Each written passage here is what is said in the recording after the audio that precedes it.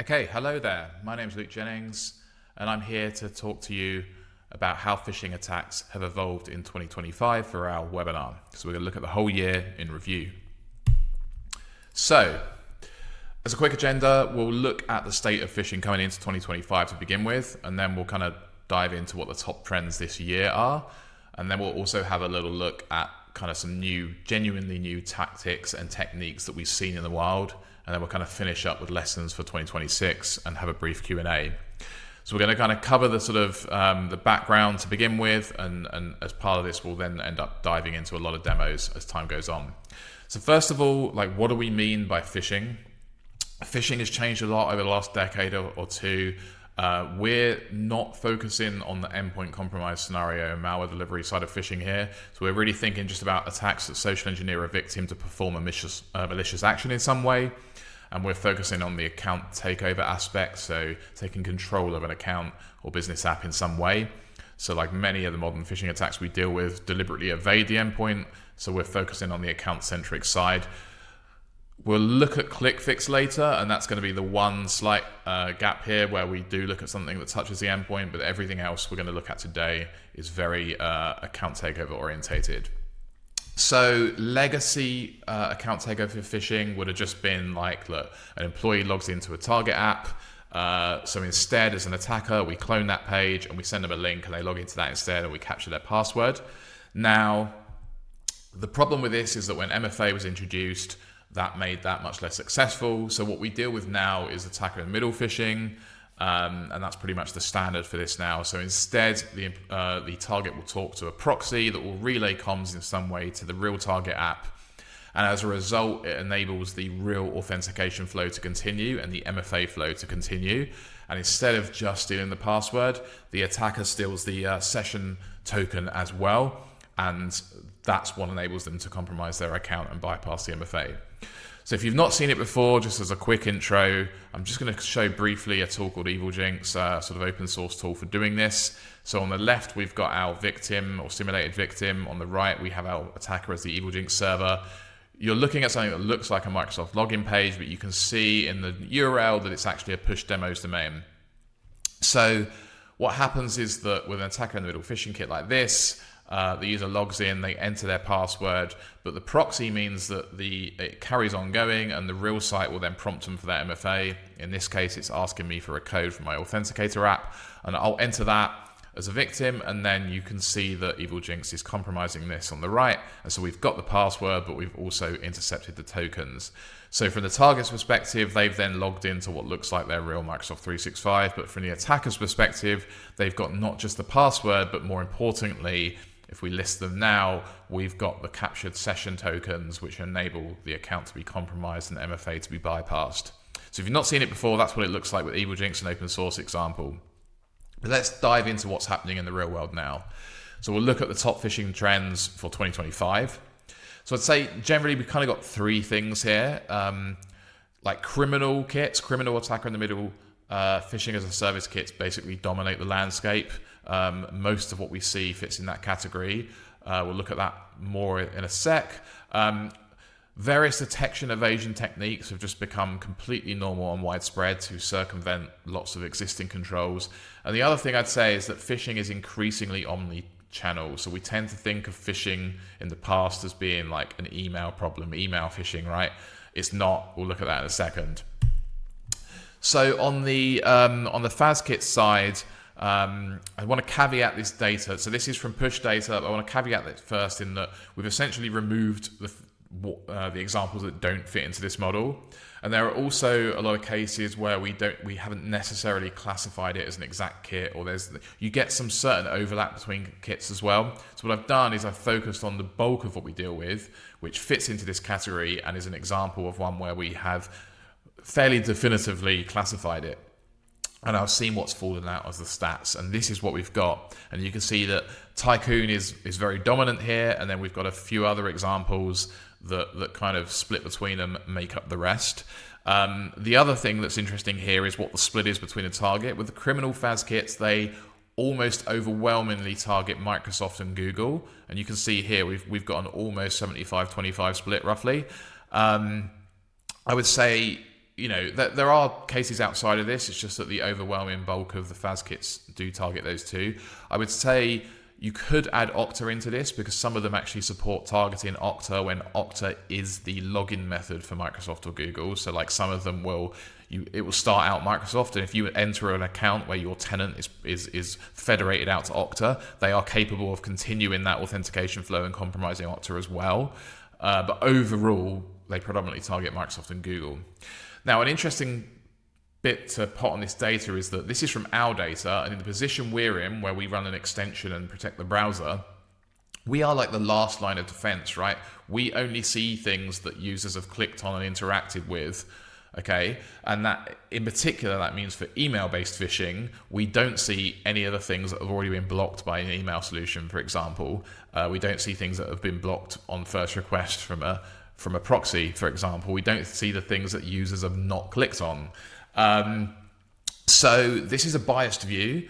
And so it could be that Tycoon is by far the most prevalent, or it could be that Tycoon is just by far the best at getting past all these legacy controls. I think the reality is it's a mix of these two things, but it's just important to understand the source of this data and the position we're in at Push that affects this data. All of these things we've seen are kits that completely circumvent the other controls, or at least at the time that we saw them, they do. So that's the slant on this data. Okay. Another aspect is that attackers are finding new ways to evade detection. There are lots of different methods, and I would say in broad categories, these are the most important ones. One is bot protection. This is almost universal. Mostly Cloudflare Turnstile is heavily abused, but also other custom capture mechanisms. But it's basically to stop automated tools from analyzing the kits, and it's very effective. We've also got general anti-analysis techniques like heavy obfuscation, various conditional loading checks, and anti-sandbox checks. This is a mix of evading automated analysis and even deceiving human analysts as well. We've then got what we call domain camo, generally long redirect chains of lots of websites involved before it gets to the malicious component, often involving lots of either benign or legitimate cloud services and trusted domains as well. And then general sort of very rapid changing of these domains. This is to defeat common TI models, and also the long redirect chains make it difficult for certain automated solutions to follow all the way.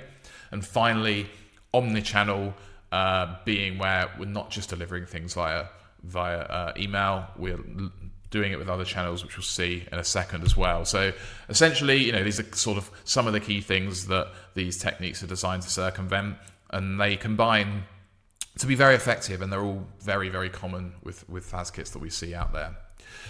So from an omni-channel perspective, actually, quite a significant amount of attacks we see now do come via either non-email channels or some kind of blend where it's been email, but it's not necessarily corporate email. It might be that it's come via someone's personal Gmail, or it might be that it's delivered by a legitimate service that relates to email. So there's like that kind of hybrid ground as well. But typically speaking, what we're thinking about here is social media channels, things like Teams and Slack. LinkedIn, which is a really good example because it's a business platform that's personally controlled.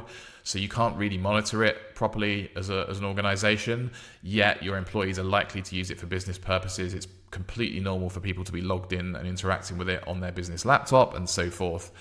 But also more watering hole techniques as well that come in from like malvertising or just organic search on platforms like Google, for example, and lots of others. There are lots of channels now, and ultimately most of these things come back to a phishing attack being launched in the browser, but these are the delivery channels, and it's just that email traditionally was the most prevalent. In fact, email was probably the 99% in the past, but that is being chipped away at, and it's gradually reducing, and we're seeing an increase in the others. The other really common thing we see is living off trusted sites. So I would check out the Mr. Docs project and lots of things Mr. Docs does. He does some great work. But ultimately, attackers are abusing legitimate cloud services very commonly to host phishing sites and redirects and lures for phishing. There's too many for me to list here. I think I've got a personal spreadsheet somewhere that's got at least 100 examples that I've seen over different analysis of phish kits.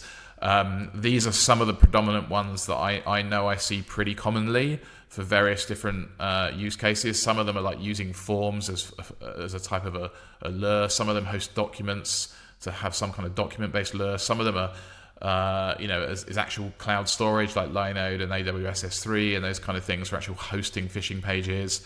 There's various different uses for them. That's some of the most common ones. We did actually have a look at the sort of breakdown of categories on some of our data. So, say if I listed every example, it'd be too many. But it's interesting that it covers lots of different types of apps as well. It's not just a case of like 100 cloud storage apps are being abused by attackers. They actually go across quite a lot of different categories. So this is pretty just normal now that you're going to be dealing with phishing that involves lots of different legitimate domains that you can't flag as being untrusted or strange domains. A lot of the time they are hosted on legitimate infrastructure. So that's a really common technique. Okay, so that's most of the background, but it's better to see attacks, right? So I want to kind of dive into the detail and give a lot of demos now. So we're going to kind of look at a real world attack roundup into sort of two categories. So I'd say we're going to look at some case studies from, say, the first category is going to be interesting attacker in the middle campaigns we detected this year. So covering various different categories that align with what we've just discussed. So that'll just be focused really on the standard attacker in the middle phishing, but utilizing all the different evasion and delivery components we've just discussed. And then what I'm going to do is I'm going to move on to the actual new TTPs we've spotted in the wild, like fundamentally new attack techniques.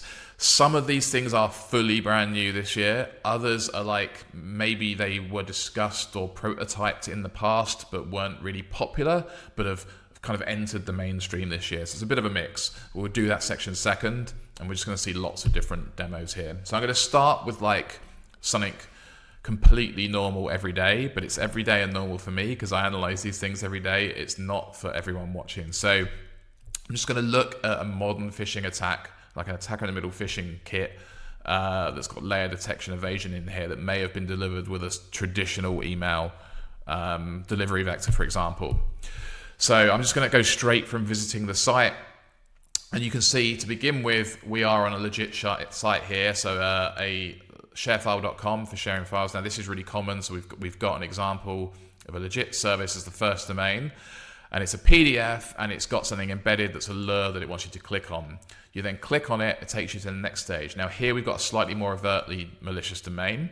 But we've got our bot protection here. We've got a Cloudflare turnstile in this case that we're passing through, and because we're a human, we get through it in a browser, and that gets us to the second stage.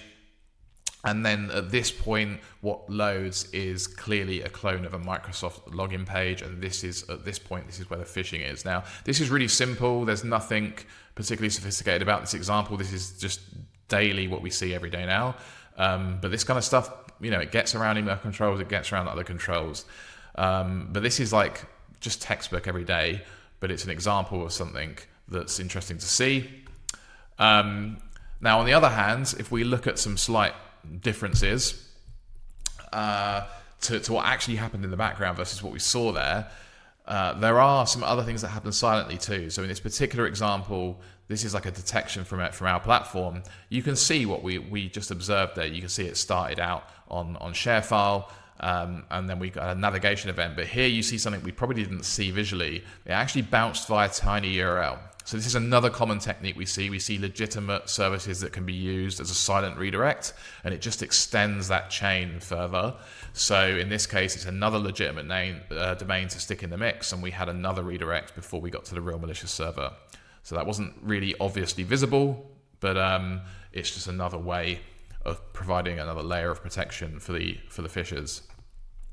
Now, we mentioned sort of email evasion. There's another really common abuse we see with delivery vectors that are via email, but using sort of trusted sites, and that is things like SharePoint. It's not the only example, but I just see SharePoint abused quite a lot. We'll see things like an attacker sets up a new SharePoint tenant, and they actually share documents with targets. Now, this has a really interesting benefit in that the target gets something like this. They will get like a notification from SharePoint that a file's been shared with them. So it's technically an email delivery vector, but it's not coming from some untrusted domain. It's like a legitimate Microsoft email about a document share. But also, if it's set up as a protected document, even as a human analyst, I cannot go and view that document. It's been shared with a named account, and only they can access it. So from an obfuscation layer and protecting against both automated analysis and even human analysts, it's a really effective technique that phishers use. And so I can't get past this phase, even me, but this is what I would see visiting it. So that's a very effective technique we see too as part of that. Okay, so let's move on to different channels now. We'll start out with LinkedIn. I'm going to start out with a really sophisticated example, combining LinkedIn delivery vectors with lots of trusted sites involved in the phishing. You may have seen this one in the news in the past, because actually this one got spread around some pretty significant publications in the end. But basically this is because it was quite a targeted attack too. So we detected it against a couple of our customers, and we had other people reach out to us to say that they'd seen it too afterwards. And effectively it seemed to be going after like proper C-level individuals in a very targeted way at tech and fintech type companies. And what happens is they got a LinkedIn message from a known contact of theirs whose account had been compromised, and they were given an investment lure related to businesses that they had some dealings with. So it was very sophisticated in its targeting. And then what happens is, this is like the process they went through. The top left is like the first bit. And actually you're going to see that here are the trusted sites involved. The first one was actually a Google Sites thing, and then it would also target them on either Microsoft or Google, depending on what they picked here. That would then redirect to Microsoft Dynamics, and this would then also be customized depending on whether they pick Microsoft or Google. Only after we get through that part of them entering some details and submitting, do we get to the part where we're on an actual malicious looking domain, and we've then got a capture for further anti-bot protection, and then finally we get to the actual phishing page. So this was really sophisticated, it combines lots of these techniques. And actually, if you look at the original detection timeline we had, similar to what I showed you before, we're going to see that there's actually one other step in there. So you can see www.google here. That's Google search basically. They used that as a bounce to do another layer of redirection, a bit like we saw tinyURL before. So you can see it ends up a very drawn out timeline, and it's not till the right at the end where we get to that cloned login page. So yeah, very sophisticated, but that's the level of attacks we're dealing with now in 2025.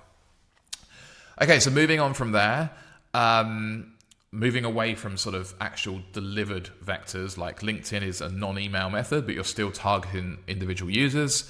We'll now look more at the sort of watering hole attack side, dealing with like malvertising and even organic search. So we'll look at a couple of examples of malvertising we've seen using Google search. This is an interesting one. So it's amazing what you can advertise with Google Ads. In this case, the attackers actually used Google Ads as the keywords. So this is what someone saw, one of our customers saw, but I've been able to replicate this here. They searched for Google Ads to log in, and the top sponsored result was saying, hey, Google Ads sign in. But you can see in this case, it's not actually a Google domain, it's Kartra.com. Now, interestingly, that's actually another site. I wasn't familiar with Kartra.com when I first saw this, but it's another legitimate site. So what happened is they've searched for this, our target clicked that link, and then there was a redirect, and you can see it's gone to another site. I also wasn't familiar with odoo.com, but that's another legitimate site that you can host on, and they were using it to host the Google login page here. So it's pretty sophisticated. From a user's perspective, they searched for Google Ads, clicked the top link, and via some actual legitimate sites ended up on an attacker in the middle phishing page for Google. It's pretty hard for your average user to not fall for that. Now actually, I find out about new SaaS apps sometimes now through phishing servers abusing them before I've been aware of them as legitimate apps in the first place. And this was an example of one actually. So that's pretty sneaky, and we see this a lot now. I've got another one now I'm going to show you that is pretty interesting in that it combines some other sort of evasion and deception techniques quite well. Now, I can't show you the Google part here. I was unable to replicate that fully, but I'm showing you the timeline from the actual detection that we had. So you can see here that in this case, the person Googling has searched for TradingView, and then they clicked a link and they came to this site here, slightly strange looking domain, and then that redirected to another domain, tradingplatforms.app. They had some interactions, and eventually to this final domain down here, and then we kicked in and blocked. So in investigating this, I couldn't replicate the original Google ads, but I went to the first stage, okay? So this first domain, you can see, oh, it looks like a kind of legitimate site at first glance and looks kind of related to trading systems and so forth. But I couldn't find a way to progress beyond this. It just seemed to be, just this site. I couldn't see how to trigger the next app. So the next stage as an analyst was I went to the next URL on the train. So I'm going to go here. And if I visit this site now, I'm just going to skip ahead in this video, you can see that if I visit it directly, actually, they seem to be using Cloudflare to block my access. So that's a deception technique. And so what happens is, in this case, I was able to forcibly redirect to that from this page. I'm just doing this with a little bit of JavaScript here. And as a result of doing this, once it actually redirects, you can see that this time, by the referral and everything having been set correctly, it actually loads a copy of the TradingView website, and you can see it all looks nice, and we can interact with it. And if I go to login, it takes me to like the next stage, and then when I click sign in with Google, at this point, that's when the redirection to the phishing server occurs, and when I get attack in the middle phished. So you can see that's pretty sophisticated, and we see this thing a lot now. Okay, so that covers kind of various examples of standard attack in the middle phishing. We see it every day, but I've kind of covered a few different delivery vectors and different types of techniques we tend to see to give you a broad overview of it. Now I want to look into actual new techniques. And I'm kind of saying new here, like new to attackers, in the sense that not all of them are definitely brand new in 2025, but they've at least been popularized in 2025. But some of them are brand new too. I'll cover that as we go through each one. So the first one I'm going to cover is ADFS hijacking. This is quite similar to other techniques that I've spoken about before, like SAML-jacking, but I hadn't seen this particular example before, but it's really clever. So what we saw here is we saw one of our customers. This was a malvertising example, but one extra level of clever with this new ADFS hijacking technique. So it's a bit like what we saw before. They Googled in this case, and they actually made a typo. They Googled for Office 265. But whatever, it brought up an ad for Office that had been malvertised by the phishers in this case. But the thing was, rather than being some other site, like previously we saw it was Kartra.com, in this case the link was actually to legit like office.outlook.com. It was a legit Microsoft page. And then when clicking on it, it went through the real Microsoft login process of login.microsoftonline.com. And then it redirected to a phishing server. So that's why it's powerful. And what they've done is they'd abused ADFS for federated logins to actually get Microsoft to do the malicious redirect for them. So I'll show you a timeline. I can't actually show the full demo of this. There was some quite clever things in place that made it very hard to fully replicate. But again, I'm going to show you a timeline to explain what was going on here. So they Googled for Office 265 typo. They then clicked the malicious ad, and you can see it was outlook.office.com. But where you can see it slightly different is you've got this strange domain as a path part of this, and this was actually a specific tenant for Microsoft, and that's where they configured up ADFS. And then you can see it went through the real Microsoft login flow here, and then suddenly redirects to this strange site again. And then there's a couple more redirects, and then eventually, we kicked in and blocked this. But the interesting thing here is this part. This is not them going onto Outlook and clicking a link in an email. This was literally the Microsoft login process doing this redirect.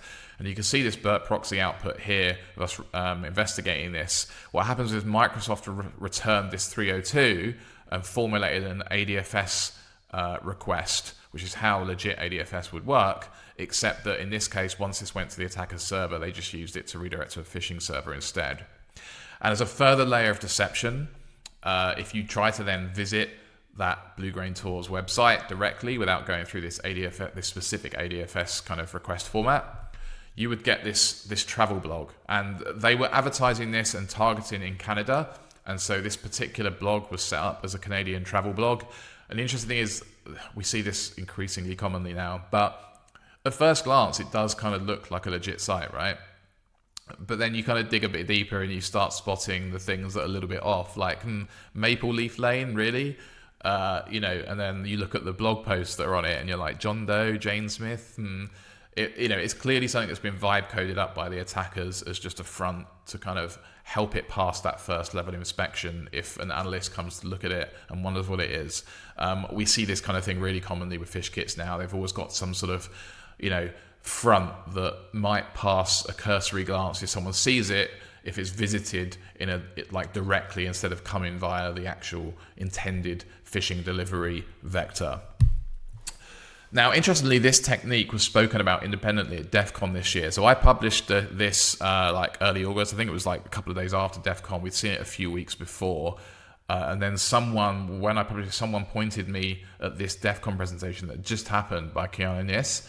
And actually, he'd gone over this technique among others. So his whole presentation was from a red teaming perspective on how you can use Microsoft's login page to perform various types of phishing for you.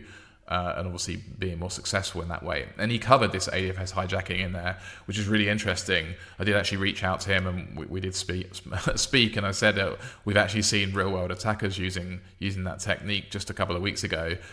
So if you're interested in those kind of techniques in general, definitely check out that DEF CON talk. His talk on that's great. Okay, so moving on from there, MFA downgrade is something we're starting to see more of now. And the idea here is that I think because we've seen a real uptick in passkey use this year. It's still not the norm. It's still overall pretty uncommon that people are using passkeys, but there's definitely an uptick in adoption, and there's a bit of a marketing drive around it too. And so I think people have started paying more attention to this. Now, this is not a new technique for 2025 completely, but what it is the popularization of this technique. And the idea here is that you can't phish a passkey with attacker in the middle phishing the way it was shown previously. But if there are other forms of authentication that are accepted, you can perform a downgrade attack to force them to authenticate a different way and still compromise them that way. Now, I'll reference it later. This has been spoken about at Black Hat in 2024. It's not fundamentally new. But I actually, earlier this year, replicated this and demoed it, and we published some articles about this. I'm going to show that now to show you how it works, but I'm not the only one. So if you've not seen passkeys before, I'm logging into Microsoft legitimately right now, and I'm using a passkey I've set up. This is how it works.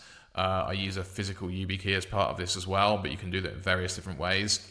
That flow you've just seen is not phishable. It won't work if you proxy it via a different domain.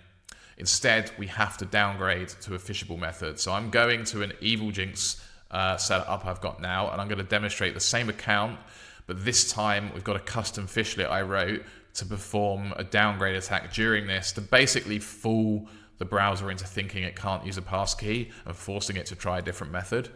And because my pre-passkey login methods still work, which is pretty common, almost all organizations we see with passkeys will have backup methods still possible, because it's actually quite painful to deal with passkeys if they are enforced, like when people lose them or they break or whatever the case may be. So I'm entering my password now as we did before, but in this case, instead of being prompted for my passkey, I'm getting prompted for a sign-in using my authenticator app with a push-based method, which is a phishable method, and I'm going through with that as a target. Now, obviously, the target may think it's a little unusual. We normally use this as passkey, but if they go through with the process, then they will be compromised. And so I'm just going to jump to my Kali Linux now to show the EvilJinx setup and just show you that we've still captured those tokens despite the fact that account is set up for passkeys. I didn't actually show this before, but given that this is in the video, if you've not seen this before, I'm going to show you the post-compromise bit. So I've just switched to a different browser now. I know that happened quite quickly, so might not have been as obvious. I'm not signed in anymore. I'm not in the phished version. This is my attacker browser. So I'm not logged in. What I've done is I've copied the session tokens that we stole with EvilJinx, and I'm just going to use a cookie editor plugin to import those. And once I've imported those, all I need to do is refresh my access and I'm authenticated. That's how the last stage of an attacker in the middle phishing attack works and how we compromise the account. So yeah, MFA downgrade attacks have kind of been popularized this year. So yeah, basically, I kind of referenced this before. There was some talk about this specifically on Windows Hello for Business at Black Hat 2024. The specific technique they used to do it was patched by Microsoft, but the general idea of it was not. I found a different way of doing it for my phishlit. Not long after I published it, Proofpoint also published something similar, talking about downgrade attacks, and obviously Kuba, who's the author of Evil Drinks itself, has come up with like a universal method for doing this, which is really interesting. And he's then made the prediction that he thinks that 2026 is going to be the year of auth downgrade attacks for bypassing things like passkeys. So yeah, this is not fully new for 2025, but I think we've seen a lot more about it because of the fact that passkey uptake is upticking, and it's just become popular this year. And I think it's going to be even more popular next year. Okay, another really interesting technique, browser in the browser. Again, this is another example of one that actually dates back a few years, and we'll see Mr. Docs again. He does lots of great work. Check out his blog. He published about this idea a few years ago. And the idea is that if you render what looks like another browser window inside of a browser, from a social engineering perspective, it's very convincing because it means you can effectively spoof the address bar and make it look like a legitimate domain. So it's a social engineering trick, but it's really good. But we hadn't really seen it used very widely before, but it's kind of upticked this year. It seems to have been picked up by attackers. So like earlier in the year, Silent Push, for example, spoke about seeing it in campaigns mainly targeting like gamers for like Steam-based phishing and so forth, so very like consumer-orientated. I hadn't personally really seen it much in the sort of business phishing side myself, but then relatively recently, I did one day see a sneaky 2FA FASKit pop up that was using it, and it was a really good implementation of it as well. So I'm going to show you what that looks like now, so you can see how much more convincing it is for targets that are coming to it. So I'm just going to visit the malicious domain directly, and as is normally the case, we get a Cloudflare turnstile to begin with. So we go through the bot protection layer. And then what happens is, once we get through this, rather than go straight to a Microsoft login page, as would often be quite common, we get this kind of first pop-up that's saying, in order to read this document, you need to access Adobe Acrobat Reader, but you can sign in with Microsoft. And this is abusing the fact that pop-up windows for login portals like Microsoft sometimes happen as a result of social logins like this, where you use your Microsoft account or Google account to log into an app. So they're deliberately doing this because it's what users may have seen something similar before in a legitimate capacity. But what happens is effectively the target will then click this box, or click this button rather, and then it brings up what looks like a new browser window. And they've done a really great implementation. You can move it around. It's obviously got the legitimate Microsoft URL there. You can even interact with the buttons to resize it. And of course, if the user's being a little bit more suspicious and having a look, they're going to see it's the real Microsoft domain that is there. So that's where the trick is. Even if you look at the domain, if you don't realize that that's something that's not real, then you can be fooled by it. And otherwise, it's then just a cloned Microsoft login page that you can log into. Now, interestingly, you can see that this is saying Mozilla Firefox, and it's got macOS style buttons for resizing the windows there. Another level of sophistication is they are adapting that based on user agents. So I was using Firefox on a Mac there, but I'm just going to change it to make it appear like I'm coming from Windows on a Mac and refresh, and I'm going to access it again. And you're going to see now it says Microsoft Edge, and it has Windows style browser resize buttons. So again, that's another level of sophistication there. They've done a really good job at this implementation of browser in the browser. So that's a pretty sophisticated social engineering technique, really, that just makes traditional attack in the middle phishing more successful, that we've seen with Sneaky 2FA in a few cases. Now I'm going to move on to something called ClickFix.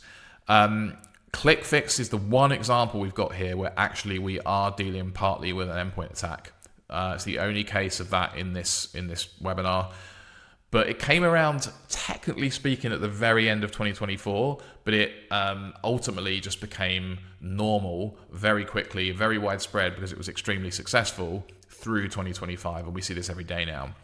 And the idea is it's a very clever social engineering technique that convinces users to run a certain keyboard shortcut normally, that will then compromise that endpoint. And generally that means info stealer malware is then deployed, which actually in the end means that account passwords and session cookies and so forth are stolen, and then their accounts are compromised. So it goes from endpoint back to account takeover again generally, but there is an endpoint compromise involved. These are generally, or at least the examples we see, are not being delivered via phishing emails or even other messaging-based vectors. They are normally through compromised websites or seeded websites. So people are just coming across them on Google or hitting them via malvertising. So it's very much a watering hole attack. So I'm going to show you what this looks like. I'm going to show a really basic example to begin with. So this is like just a malicious domain, and really basic example of it. You go to that domain if you come across it, if it's been like malvertised on a website, for example, and it shows like a Cloudflare turnstile prompt. People are used to seeing this sometimes, and what they've done is, this is not a real Cloudflare turnstile. What they've done is they've just leveraged this and they introduced this other step, which is quite clever. It says hit Windows R, hit Control V, press OK. Now, what's interesting about that is that you don't know, but this has been pasted into your clipboard in the background by doing that. So obviously as a technical user, you would know that hitting that key combination would run a command, but even then you wouldn't have seen that this got pasted in there. And obviously for non-technical users, they won't necessarily realize the significance of what they're doing. So it's a pretty interesting technique, and especially given that people just stumble across this while using Google, it's pretty effective in practice. But that's just a really basic example. I want to show you a slightly more sophisticated one now. So it's not just Windows that gets targeted as well. To begin with, it was Windows, and then we rapidly saw versions that target Linux and macOS pop up as well.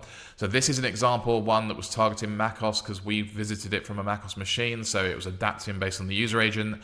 And this was a case of an actual legitimate site that was compromised and had this put in place. So typically what we see with those kind of ones is that they will blur out the real website and put this as a first step, which is pretty nice from a social engineering perspective. So you see what you're expecting to see, but you kind of you've got to get through this gateway first. That's what's in your mind.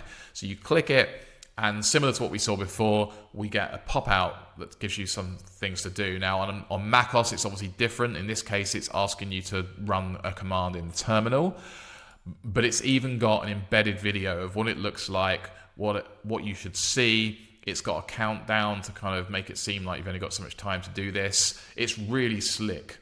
It's really well done, and that's the level of sophistication we're dealing with these attacks now. And if you do it, once it's done, it will just go through to the website, and 5 seconds later you forgot it ever happened, but you've been compromised.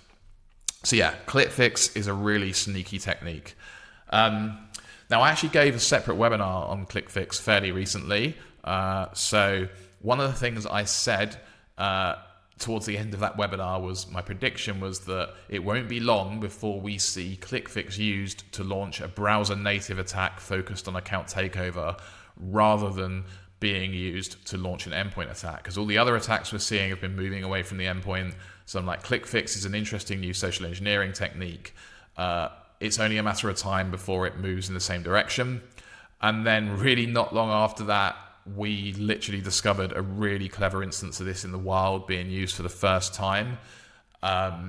This, I think, was a bit more targeted too.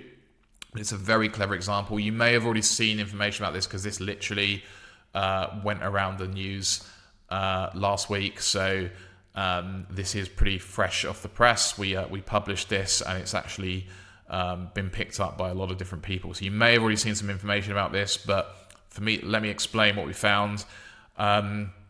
Essentially, we found victims hitting phishing sites. So similarly to ClickFix, this was not based on phishing emails or LinkedIn messages or anything. They were coming across compromised websites through organic Google searches. It wasn't even malvertising. It was actual search terms that led to legitimate organic rankings for sites. And they were legitimate sites for the most part. And when they were going onto them, they were getting a similar Cloudflare turnstile thing, but instead it was directing them to a legitimate Microsoft login page link and then getting them to copy and paste the URL that came from that. So they didn't have to log into anything. A little bit like ClickFix, they just went to another URL and then they copy and pasted something, and that was enough to abuse the Azure CLI, to steal an OAuth token, and compromise the account effectively. It's going to make more sense when I show it to you. But it's a really interesting technique because it doesn't even require an actual login. If you're already logged into Microsoft, it's that's it. All you need to do is copy and paste something. And for the same reason, it bypasses passkeys as well. So I'm going to show you what happened. Here was one compromised site. Someone searched something, found this, clicked on it, and then boom, they get to the first page, and then suddenly it pops in with this Cloudflare turnstile. And then what we got was this, it would actually pop out and ask you for an email address instead. Now, this is where it got a bit more interesting because it was a little targeted. Depending on what you actually enter as your email would depend on whether it chose to actually do anything or not. So not all emails were treated similar. Some of them would just pass through silently and weren't attacked, and others would lead to the second stage. So I'm doing an example here that leads to the second stage. And what would happen is this would then come up again with a little video, and it would say you need to sign into your Microsoft account and you need to copy the URL received. And it's showing this video that you might have to sign in, and then what's going to happen is it's going to do this redirect to localhost, and you just need to copy that and put it in. So if you click that button, I was already logged in, so I don't need to do anything further, and you would have to, depending on if you've accessed the CLI before, you'd either have to just click your account but not actually enter a password or do any MFA, or as you see in the case here, it would actually just completely silently redirect and give me this thing, which is a little odd. But if I then copy and paste that code and I stick it back in there and click next, my account would be compromised, even if I was using passkeys, and then it would just redirect silently to the real site, and then it would never appear again. Like once you've seen it once, it would like blacklist your IP or do some other checks, and so it was very clever in terms of avoiding detection. But we uncovered a few examples of this, and then when we dug deeper, we figured out that it was something far more interesting than a normal attacker in the middle phishing server. Now that was the real world threat actor doing it that we saw. V2 in the InfoSec community didn't take long. So actually, if you're familiar with John Hammond, he put out a really great video a day or so after we published on this, talking about the significance of it and explaining it in detail. So actually check out the video as well. He did a really good job of explaining all this attack. But he actually saw that localhost thing and thought, I wonder if there's a better way. And he actually demonstrated a really interesting derivation of this technique that's slightly more convincing. So I'm just going to show it here because I thought it was really cool too. So we might see red teamers doing this soon. He made it so it popped it in a new window instead of a new tab. And then you can see it's a legit Microsoft URL. So then he has to click his account that's already signed in, as I mentioned before. You may have to do that. So when he clicks that, he has the background then basically come up with something that anticipates this slightly strange connection refused localhost request and say, hey, if you're seeing an error, just drag this button here and it will do it manually. And so then rather than copy and paste, all the user has to do is click and drag and drop there, and the attack completes, and you can see on the left it's just gone and stolen the token and gained access to the account. So consent fix, a really interesting and very relevant and very new technique. Very effective and bypasses passkeys. So, okay, all right, that basically concludes the webinar mostly. So we're just going to briefly think about what the lessons are for 2026 here. Phishing now takes many forms, and it's delivered over many different channels. So like, phishing is not an email problem. It's much more of a browser problem than it is an email problem. Sure, it's a common delivery vector, email, and like having controls in place there is great, but you need to be thinking much more broad to deal with modern phishing threats. Additionally, phishing-resistant authentication methods do not make you immune from all forms of phishing. I don't want to discourage people from adopting passkeys. They are a good thing, and I think it's a positive step that the industry is gradually moving in that direction. But there are lots of attacks that will still bypass these things. Like if you've got phishable methods still configured, which is pretty much the norm in most kind of setups we've seen, you are still vulnerable to MFA downgrade attacks. And as we've seen with things like consent fix and even traditional consent phishing and device code phishing and other forms of OAuth abuse, those methods don't actually compromise the authentication process, and so passkeys are irrelevant to those. You'll still be able to compromise an account protected by them. But yeah, more generally, attackers are exploiting the gaps in traditional phishing detection controls. So there's lots of methods by which this is happening. Obviously, I've been through quite a few in this, and there are more than that too. There's only so much I can fit into one webinar.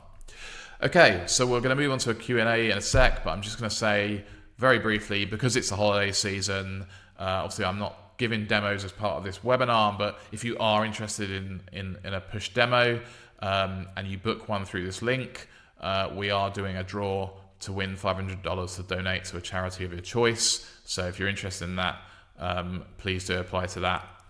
And from then on, we'll just move on to questions. So yeah, thanks for listening, and we'll address questions now. Excellent. Thank you very much. Yeah, we've had a lot of questions come in, but there's still time to ask questions if you haven't had a chance yet. So yeah, we'll start from the bottom. Okay. How can I educate users to be aware of these specifics? I can't remember exactly what the context was for that one, but to be honest, there's a few questions relating to user awareness and how do we educate users to like the modern ways that these attacks unfold. And I guess what are your thoughts generally on how user awareness, is it fit for purpose in the current context of how complex and convincing these attacks are? Yeah, I mean, I think obviously with attacker in the middle phishing, from an awareness perspective, it really just ties into the pretty classic phishing awareness, of being aware of the links you click on it and what you're entering credentials into. So I don't think that is so different, but it's just a case of, look, we've learned over a long period of now that there's only so effective security training for those sorts of things will be, and that your sort of best case scenario really is to reduce the hit rate and increase the report rate. If there's larger scale, phishing attacks, you're not going to hit zero. I think the thing that's a little different with some of these is if you look at some of the more OAuth related attacks, or things like ClickFix actually in particular, that is not normal. But the problem at the moment is that users are completely unaware of it outside of the security community. But the problem with normal phishing is that you're trying to teach people to not enter credentials into things when 99% of the time it's fine. And it's just the phishing scenarios where with something like ClickFix, that's not something anyone should be doing. So actually, like, awareness training along some of those things actually might be quite effective, because it's a bit more clear cut to teach someone not to do it. But yeah, that's about all I could probably say on that, I think. Yeah, just to add slightly to that, I think obviously one challenge is a lot of awareness focuses on like email, right? And looking at URLs to see if they look suspicious or they're obvious typos or whatever in there. But if things aren't coming through email and you're Googling to them and they're being hosted on legitimate sites, like the ADFS is a great example of looks like a legit Microsoft login URL in some cases. And then in the browser, being able to mask the URL with a fake URL, like a lot of that advice does go out the window, right? Or it's certainly less foolproof. And you could even be, so yeah, I think probably don't rely on user awareness as your strongest anti-phishing control is probably the thing that I would say on top of that. Like, you need technical controls to help your users, because if you're leaving it up to them, like, they're put in a pretty difficult spot, I think, with the level of sophistication here. Cool. Have there been any instances of malicious actors using AI-generated results in Google searches to act as malicious links? Well, we see kind of like vibe-coded sites being used to enhance phishing attacks quite often. So, like if you go to the website through a different mechanism, like, you often will receive like a fully vibe-coded site. That's more of a deception thing. In terms of like AI-generated results in Google searches specifically, I'm not quite understanding the question beyond that. But I mean, we see people compromising sites, and therefore people find them on Google because they already have an organic search result, and we find people malvertising on Google for direct malicious sites. But yeah, I'm not sure beyond that. Yeah, I mean, I guess when we were investigating all the ClickFix attacks, like a lot of them, we came across sites where we looked at them and thought, it's unclear whether these are real sites or like vibe-coded sort of slop sort of sites in some cases. It's a bit weird. I wouldn't be surprised if attackers are using kind of vibe-coded sites, getting them indexed for specific search terms, and then so they effectively like poison legitimate searches on Google. It is very hard to sort of tell the difference between a completely vibe coded site and just like a sort of baddish looking website, I suppose, isn't it?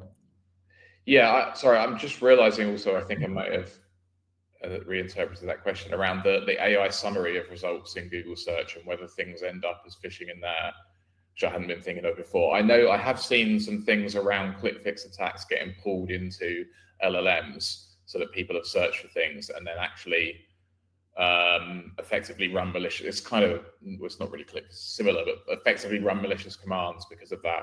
I haven't directly looked into that kind of stuff in too much detail though, but certainly I think sort of poisoning of AI results and LLMs or that sort of thing will happen more. Yeah. Okay. Do attacks against M365/Azure still work if the identity is SAML federated? Do you see many attacks directly against IDPs such as Okta or Ping? So yes, they can do. I guess it depends on the kit as to whether it will work. A lot of them are just acting as reverse proxies, so they'll continue. But unless they've tested it properly, it won't always work. But I did actually see recently Datadog put out an article about one campaign they were looking into that was specifically around Okta federated Microsoft logins. So they made sure that the reverse proxying supported and it worked, and they were compromising federated ones via Okta. So yeah, maybe like definitely check out that article if you're interested in that sort of thing. But yes, it definitely can work. Yeah, I don't personally see it happen as much, but it obviously depends on the tenant. So I think in a lot of these cases, it's still effectively a Microsoft phishing server. But if you enter an email address for a tenant that happens to be federated, then it's able to continue through that federated flow rather than starting from an Okta phishing bit. So it starts from Microsoft and then it supports going through the federated flow. Makes sense. Okay, I think this was on the ADFS hijacking, but how did they inject the redirect in Microsoft? I guess the point is okay, nothing injected. Yeah. So yeah, if that's the ADFS hijacking, then so essentially, if you set up a tenant with Microsoft, if you want to, you can configure your tenant to do ADFS authentication, which is a form of federated auth. And the way that works just means you tell Microsoft, "Here's my federated server that I want you to send authentication requests to." And as a result, that's just how it does it. So it's on the back end configuration of a tenant that you would go and configure that. So you won't see anything in the URL or anything that the user is being directed to. It's purely back end on Microsoft's perspective. So when you go to login.microsoftonline.com, but the malicious tenant is in the path, Microsoft will look up that tenant and say, "Oh, we need ADFS for this," and redirect to the one they have configured on the back end. So that's how it occurs. Yeah. Makes sense. Okay, what could be some low-hanging fruit that a small IT team could implement to protect against some of these attacks? Sorry, I've been trying to see the questions myself, and I just lost one where that is. And There's a lot coming out. Say it again. Yeah. What could be some low-hanging fruit that a small IT team could implement to protect the tenant from some of these attacks?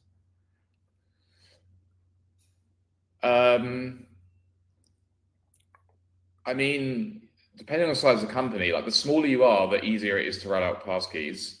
Obviously, there's still MFA downgrade attacks and consent phishing attacks to consider. But yeah, if you're a small team, it suggests a smaller company, and then passkeys are easier to manage, I think, at that size. So it's worth considering that. Then, I mean, yeah, and then it probably also is then easier to deal with MFA downgrade attacks if you do that as well, because if you then monitor for logins outside of that, you've got a much smaller volume of logins to deal with. So if you're looking at ones that then happen to be not using passkeys, you can then, like, you've got much less to sift through than you would if you're in a 100,000 user enterprise org or whatever.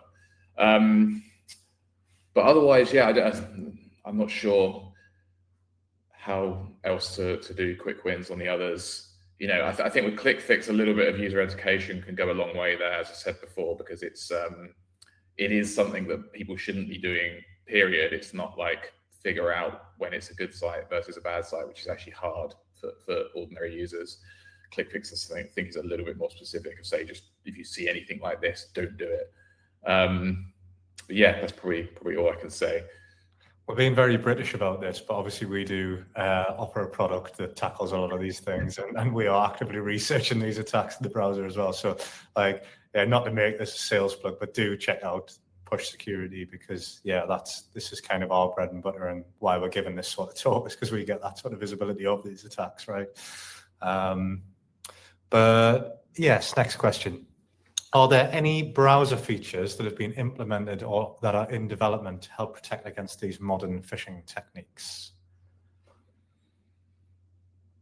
I mean, obviously, the browser vendors do certain anti-phishing things themselves inside their browsers. You've got safe screen and all that, and so they're obviously trying to keep up with these things. But I think it's pretty difficult for people like Microsoft and Google to deal with this completely generically in the browser. So yeah, I don't, I think with maybe some of the things like consent fix, it may be that we see Microsoft actually fundamentally change the way some of those apps work in the longer term.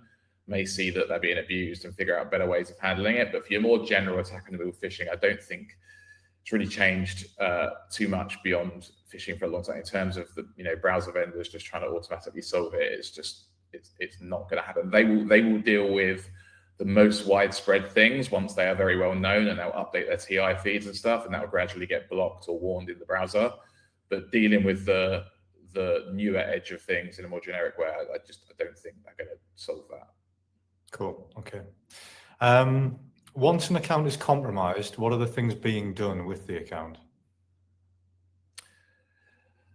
I mean, I think it entirely depends on the kit and the account that's been compromised. I mean, you may see just like whatever the user has access to downloaded, or it might be that nothing really happens, and that then just gets on a list for the attackers somewhere, and then they are looking at whether any of these accounts are of interest to them, or they might be selling them to other people in some way. Like with the criminal kits, there's a whole ecosystem of selling creds and access. So it may be they're just sitting on it and then seeing if anyone wants to purchase access on the dark web or whatever, and then that is kind of hard to say after that, because then it's a case of, if that person is, or that company is of interest to a different actor, someone may suddenly come in very hands-on keyboard and start doing very sophisticated exfiltration of data and very custom things, or it might be pretty generic, and it's hard to really sort of say more than that. Yeah, I mean, I suppose that the ultimate point here, I think, is that like this is how modern breaches start, right? They start with account takeover. They start with attackers logging into your Microsoft account or your Google account or whatever it is. And that is essentially the foothold that allows them to progress the attack. So all of the sort of scattered spider, scattered lapsus hunters, breaches in the news that have sort of taken over the headlines, they all start with some form of account takeover of these identities. And these are the main ways of achieving account takeover in these contexts. So yeah, that's not to say that like every phishing attack is going to lead to that sort of severity of incident, but this is how modern breaches happen. They don't really happen so much with some of the more typical techniques around malware delivery. Attackers are evading the endpoint, as you say, because it is such a well-protected surface. It's this is kind of the new model for attacks that we need to adapt to, really. Okay, I think we're almost at time now, but what are more sophisticated technical controls that we can put in place in addition to spam filtering, SIEM, EDR, MDR, etc.? I mean, we're just plugging our own product to that point. As in, you need things in the browser for, which is why we've had a push, really, was to deal with the fact we knew attacks were going to move this way. So, yeah, I think you need visibility of what's going on in your browsers and all the attacks around that. Yeah. Okay. I think last question.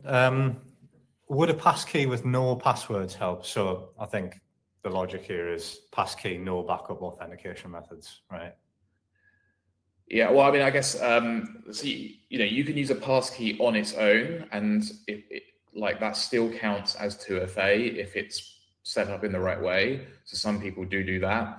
Others use it like a second factor itself and still have a password.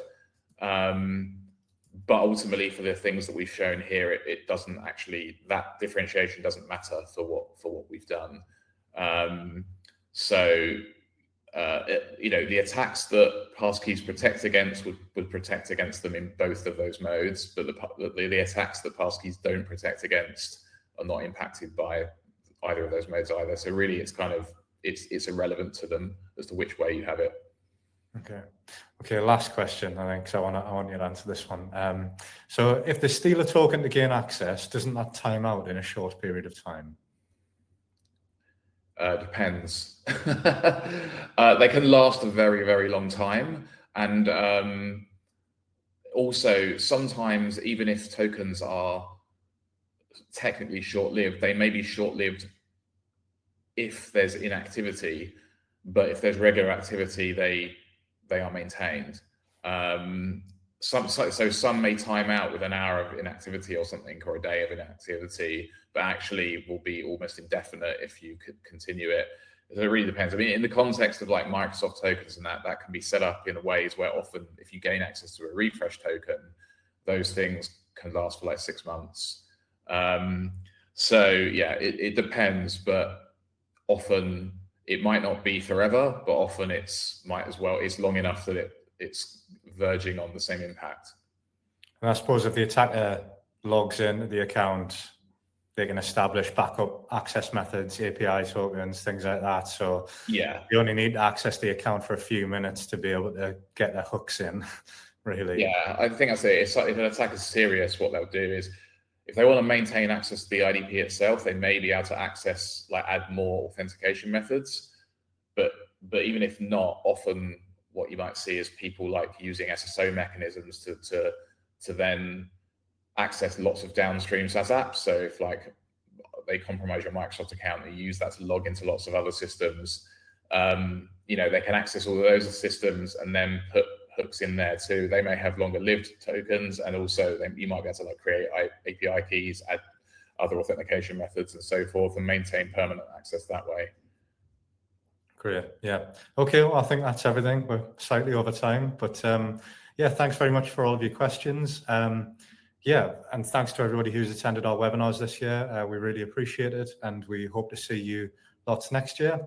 Final thing to say is that, as Luke mentioned, we'll be running a charity sort of giveaway if you book a demo.